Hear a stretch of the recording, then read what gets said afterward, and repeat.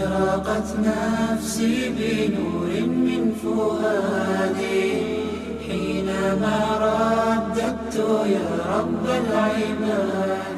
چشتی صاحب، فلاں صاحب، فلاں صاحب، بات سنو. فرمایا جب میرے نبی کی بارگاہ میں جانا ہے اس لہجے میں گفتگو نہیں کرنی، نام لے کر نہیں پکارنا، آوازیں نہیں کسنی. یا اللہ کیا کرنا ہے؟ فرمایا یا لا تجعلوا دعاء الرسول بینکم کا دعاء عبادکم بعدا.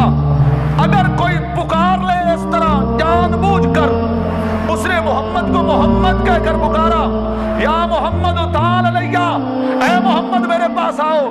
اللہ فرماتا ہے ان تحبط اعمالکم وانتم لا تشعرون. تمہارے اعمال ضائع کر دیا جائیں گے، تمہیں پتہ بھی نہیں چلے گا. یہ وہ بارگاہ ہے جس بارگاہ میں ادب کرنے سے عمل بڑھتے ہیں، بے ادبی کرنے سے بندہ کافر ہو جاتا ہے. تیسری آیت سنو. جب گفتگو کرنی ہے تو دوران گفتگو لہجے اوپر نیچے ہو جاتے ہیں، لیکن جب میرے نبی کی بارگاہ میں آنا ہے تمہارا لہجہ میرے نبی کے لہجے سے اوپر نہ ہو. یا ایھا الذین آمنوا لا ترفعوا اصواتکم فوق صوت النبی. اسی لیے اللہ آپ کو مکہ مدینہ کی زیارت کرائے.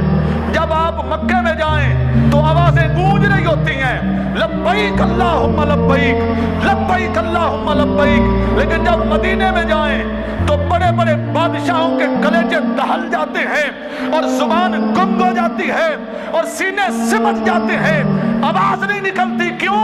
یہ در رسول ہے. علامہ عبدالستار خان نیازی مجاہد تحریک ختم نبوت، آپ بہت اونچا ترا نکالتے تھے. شملہ جانتے ہو ترا؟ مدینہ شریف گئے تو کسی نے کہا نیازی صاحب آپ اتنا اونچا ترا نکال کر رسول اللہ کے در پہ آ گئے. کوئی اگر عشق والا بیٹھا ہے تو وہ توجہ سے سنے. آپ اتنا اونچا ترا نکال کر یہاں تو بڑے بڑے اپنے تاج اتار کر قدموں میں رکھ دیتے ہیں، اور تو ترا نکال کر در رسول پہ آ گیا ہے.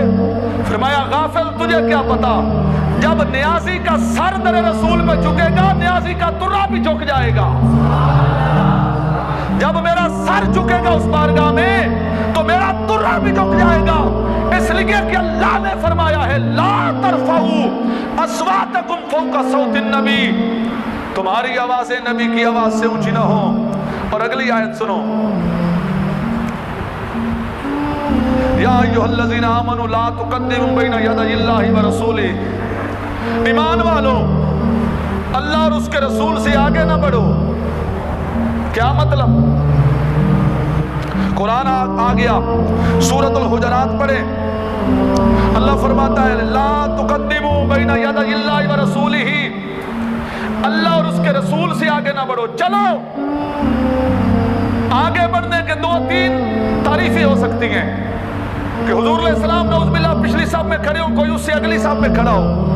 لیکن اللہ سے آگے بڑھنا کیسے؟ تو ہلو یار، جو رسول اللہ کے نام پہ بولے اللہ کرے اس کو کوئی وبا بھی زندگی میں نہ ہو. جو حضور کی عظمت کا نام، حضور کی عظمت کا جھنڈا بلند کرے وہ خدا کرے کبھی کسی کا محتاج نہ ہو. اس کی زبان کبھی کسی کے سامنے نہ بولے، صرف رسول اللہ کا ذکر بلند کرے. لا تقدموا بین یدی اللہ ورسولہ. اللہ سے آگے بڑھنا کیسے؟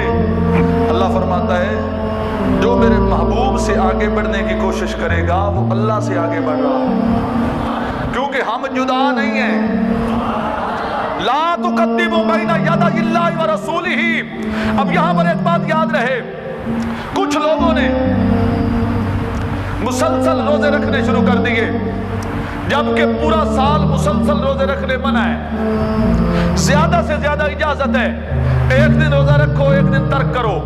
رسول اللہ کی حدیث کے مطابق اس کو ثواب پورے سال کا ہوگا. تو حضور علیہ السلام نے منع فرمایا تو اللہ نے قرآن کی آیت نازل فرمائی لا تقدموا، میرے نبی سے آگے بڑھنے کی کوشش نہ کرو. میرے نبی سے، اور کوئی عبادت میں نبی سے آگے بڑھے تو اللہ فرماتا ہے تم نبی سے آگے نہیں بڑھ سکتے، ثواب ملے گا تو میرے محبوب کی اتباع میں۔ اور اگر کوئی نبوت کا دعویٰ کر دے، اگر کہے کہ میں بھی نبی ہوں، وہی بات یہ سن لو توجہ سے، بلکہ میں ایک آیت پیش کر دوں پھر آگے چلتے ہیں، بات کو مکمل کرتے ہیں۔ ہمارے نبی وہ ہیں، تھوڑی سی توجہ چاہتا ہوں آپ کی، ہمارے نبی وہ ہیں، جوان بھی سنیں، بوڑھے بھی سنیں، بچے بھی سنیں، اور جا کر ہماری بہنوں اور ماں اور بیٹیوں کو بھی یہ بتائیں کہ سب سے بڑھ کر عزت، سب سے بڑھ کر رفعت پوری کائنات کے اندر محمد عربی صلی اللہ علیہ وسلم کی ہے۔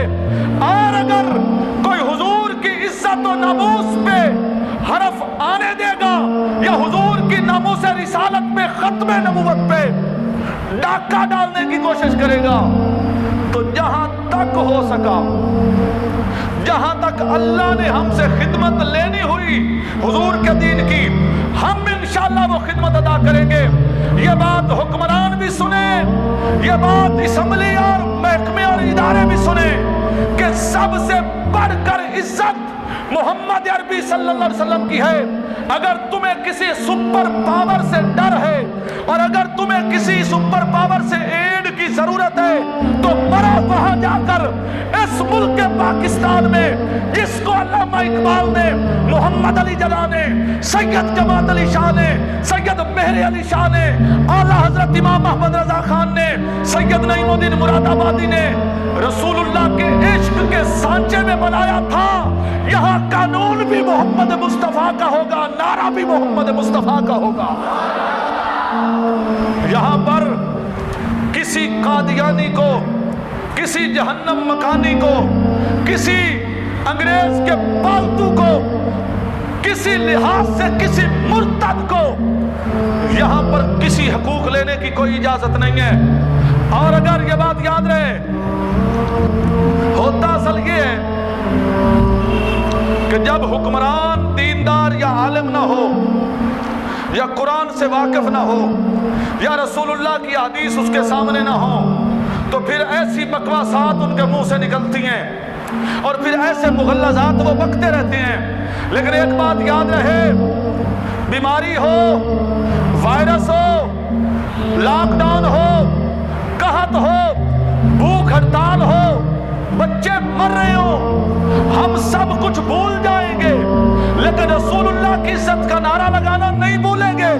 ہم ہر میدان میں، ہر چوک میں، ہر گلی میں، ہر دروازے پر، ہر نکڑ پر یہ نعرہ لگاتے نظر آئیں گے کہ تاجدار ختم نبوت،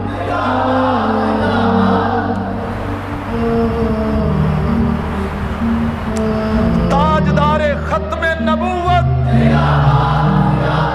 سارے ہاتھ جاؤ، یہ نہیں دل کر دیو نہ چاہے میرے طرف کوئی پابندی نہیں۔ میں یہ نہیں کہتا تمہارے ہاتھ تمہارے بچوں کی روزی کمانے کے لیے ہیں، اس میں کل ہتھ کڑی نہیں دیکھنا چاہتا، میں آپ کو پابند سلاسل نہیں دیکھنا چاہتا، لیکن میں سمجھتا ہوں اس نعرہ لگانے پر اللہ آپ کے ہاتھ سلامت رکھے، آپ کی زبانیں سلامت رکھے۔ آپ نے کو تجزیہ کیا ہے، کہنے والے یہ کہہ رہے ہیں کہ جہاں پہ مسلمان ہیں، جن ممالک میں انگریز و مسلمان یہودی و عیسائی اکٹھے ہیں، وہاں پہ اگر 10,000 بندہ مرا ہے تو ان میں کوئی 5, 10, 20 صرف مسلمان ہیں، باقی سارے وہی ٹرکے جا رہے ہیں۔ تو میں یہ کہہ دینا چاہتا ہوں، جس کا ایمان کمزور ہوتا جائے گا وہ وباؤں میں پھنستا جائے گا، جس کا ایمان کمزور ہوتا جائے گا وہ بلاؤں میں پھنستا جائے گا۔ مضبوط ایمان والے میدان بدر میں جب کھڑے ہو، 1,000 بندہ لوہے کا لباس پہنا مقابلے میں ہو، تو مضبوط ایمان والے اپنے جسم پہ کپڑے کی قمیص بھی نہیں ہوتی اور ہاتھ میں تلوار نہیں، کھجور کی ایک چھڑی ہوتی ہے، اور حضور سے یہ نہیں کہتے یا رسول اللہ آپ جنگ میں ہمیں لڑوانے تو لے آئے ہیں پر کم از کم لوہے کا لباس تو میسر ہو، ہاتھ میں لوہے کی تلوار تو ہو، نیزہ اور بھالا تو ہو۔ بس وہ یہ کہتے ہیں کہ جس کے پاس محمد ہو اسے کائنات میں ضرورت نہیں رہتی. اس کے پاس حضور ہو. حضور علیہ السلام نے جب خیبر فتح کیا تو محمد عربی صلی اللہ علیہ وسلم نے مال بانٹنا شروع کیا مکے والوں کو. جملہ غور سے سننا. مکے والوں کو مدینے والوں نے کہا یا رسول اللہ, کسی نے کہہ دیا آخر انسان بشر تقاضۂ بشریت, یا رسول اللہ ہمیں بھی کچھ. فرمایا کیا تم اس بات پہ راضی نہیں, جملہ غور سے سننا, کیا تم اس بات پہ راضی نہیں مکے والے مال لے جائیں اور تم محمد لے جاؤ؟ یا رسول اللہ ہم راضی ہیں, یا رسول اللہ ہم راضی ہیں. اور آخری 2 منٹ میں 2 جملے دے رہا ہوں, دل کی کانوں سے سننا اور دل کی تختی پہ نقش کرنا.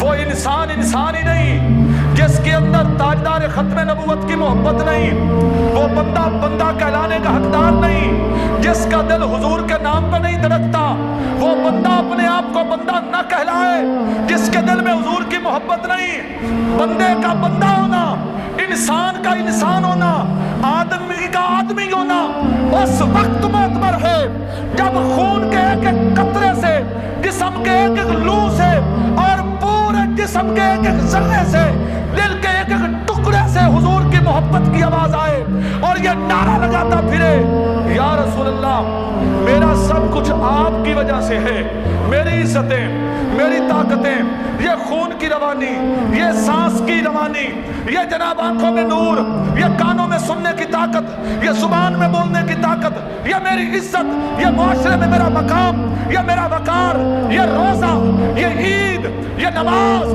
یہ حج, یہ زکات, یہ قرآن, یہ دنیا, یہ آخرت, یہ جنت, یہ جنات, یہ انسان, یہ سب کچھ بنا ہے آپ کے صدقے سے بنا ہے.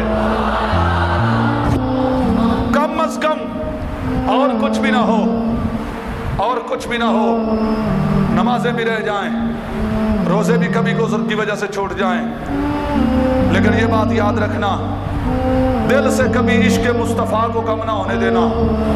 تاجدار ختم نبوت کا مقام و مرتبہ ایک ذرہ برابر بھی کم ہو گیا تو وحدہ لا شریک کی قسم پھر دنیا میں جینے کا مقصد فوت ہو جائے گا.